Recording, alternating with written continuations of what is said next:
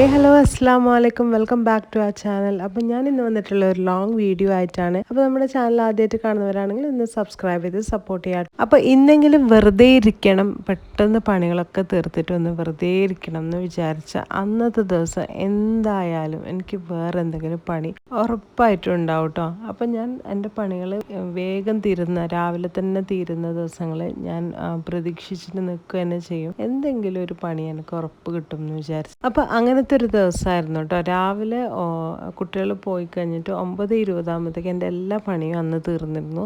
തുണികളൊക്കെ മടക്കാൻ വേണ്ടി മേലെ വന്നപ്പോഴാണ് കേട്ടോ ഈ ഗാർഡൻ്റെ ആൾക്കാർ വന്നത്. അപ്പോൾ അവർക്ക് എന്തായാലും എന്തെങ്കിലും കൊടുക്കും. അപ്പോൾ 11 മണിക്ക് തുടങ്ങിയാൽ ഏകദേശം 2 മണിക്കൂറോളം പണി ഉണ്ടാവലുണ്ട്. ഇന്ന് കുറച്ചും കൂടെ പണിയുണ്ട് കേട്ടോ. അപ്പോൾ ഞാനാണെങ്കിൽ ചോറും ഉണ്ടാക്കിയിട്ടില്ല. അപ്പോൾ ഞാൻ എന്ത് ചെയ്യുമെന്ന് വിചാരിച്ചിട്ടിരുന്നപ്പോഴാണ് ഫ്രിഡ്ജിൽ കുറച്ച് ചെമ്മീൻ ഉണ്ടായിരുന്നു കേട്ടോ. അപ്പോൾ ഞാൻ വിചാരിച്ചു അത് ഫ്രൈ ചെയ്യാം, പിന്നെ ദാൽ കറി വെക്കാം. കാസർഗോഡ് വേള മഞ്ഞത്തണ്ണി എന്നാണ് ഇതിനെ പറയല് കേട്ടോ. വളരെ ഈസിയാണ്, അത്ര തന്നെ ടേസ്റ്റുള്ള ഒരു ഗ്രേവിയാണ്. ദാൽ, പച്ചമുളക്, ഉള്ളി, ടൊമാറ്റോ, ചെറിയൊരു കഷ്ണം പുളി, മഞ്ഞൾപ്പൊടി, ഉപ്പ്, ജീരകം, വെളുത്തുള്ളി ഇതൊക്കെ കുക്കറിൽ ഒരു 2-3 വിസിൽ, പിന്നെ ഉപ്പും കൂടെ ആഡ് ചെയ്ത് കൊടുക്കുക. പിന്നെ ഞാൻ ജീരകം എന്ന് പറഞ്ഞത് അത് ചെറിയ ജീരകമാണ്. അങ്ങനെ എല്ലാം കൂടി ഇട്ടിട്ട് വിസിലടിച്ചെടുക്കുക. പിന്നെ അതിന് വറവിടുക, അതായത് കടുക്, വെളുത്തുള്ളി, പച്ചമുളക്, കുറച്ച് ജീരകവും കറിവേപ്പില ഇട്ടിട്ട് വറവിട്ടിട്ട് അത് അതിലേക്ക് ആഡ് ചെയ്ത് കൊടുക്കുക. അറ്റ് ലാസ്റ്റ് കുറച്ച് മല്ലിയെല്ലാം കൂടി ഇട്ട് കൊടുക്കുക കേട്ടോ. അപ്പോൾ നമ്മൾ വേളം മഞ്ഞത്തണ്ണി. ഇനിയിപ്പോൾ നെക്സ്റ്റ് ആയിട്ട് നമുക്ക് വെക്കേണ്ടത് നെയ്ച്ചോറാണ്.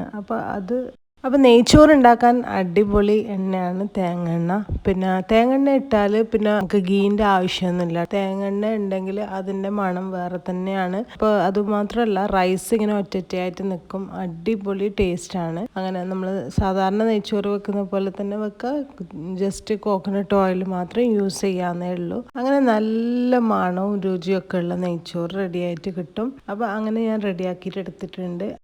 അപ്പോഴത്തേക്ക് പുറത്ത് തകർപ്പൻ മഴയാണ്, അവരുടെ പണിയും തകർന്ന് നടന്നുകൊണ്ടിരിക്കുകയാണ്. വരുവോളത്തേക്ക് മഴയൊന്നും ഉണ്ടായിട്ടില്ല. അവർ മഴയും കൊണ്ട് വന്ന പോലെ ആയിരുന്നു മഴ പെയ്ത്. പിന്നെ അവർ പോയി കഴിഞ്ഞാൽ ഏകദേശം 3 മാസം കഴിയും വരുമ്പോഴത്തേക്ക്. അപ്പോൾ മൊത്തത്തിൽ ലാൻഡ്സ്കേപ്പും മുറ്റമൊക്കെ കാടായിട്ട് നിറയും. അപ്പോൾ നമ്മൾ പ്രൂണിങ് ചെയ്യുമ്പോൾ എപ്പോഴും മഴക്കാലത്ത് ചെയ്യുന്നതാണ് കേട്ടോ.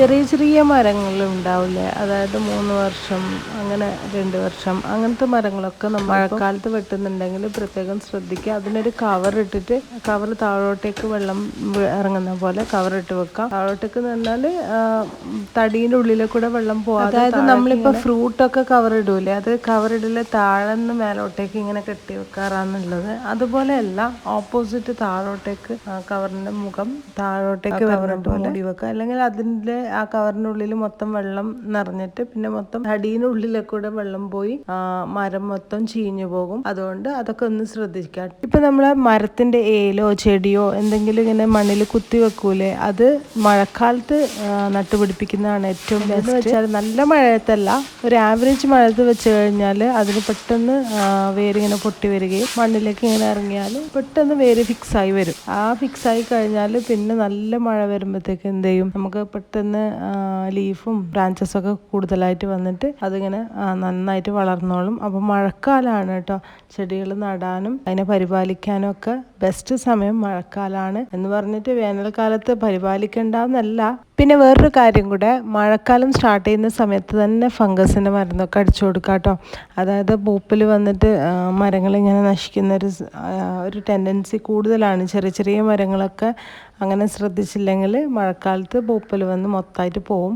അപ്പോൾ അതൊന്ന് ശ്രദ്ധിക്കുക. പിന്നെ 1:15 ആകുമ്പോഴത്തേക്ക് നമ്മളെ പണികളൊക്കെ തീർന്നു കേട്ടോ. അവരുടെ പണിയും തീർന്നു, എൻ്റെ പണിയും തീർന്നു. അങ്ങനെ ചോറൊക്കെ വിളമ്പിക്കൊടുത്തു. അവർ ഭക്ഷണമൊക്കെ കഴിച്ച് അവർ പോയി. അത്രയൊക്കെ ഉള്ളൂ ഇന്നത്തെ വീഡിയോ. ബൈ, അസ്സലാമു അലൈക്കും, take care, thank you for watching.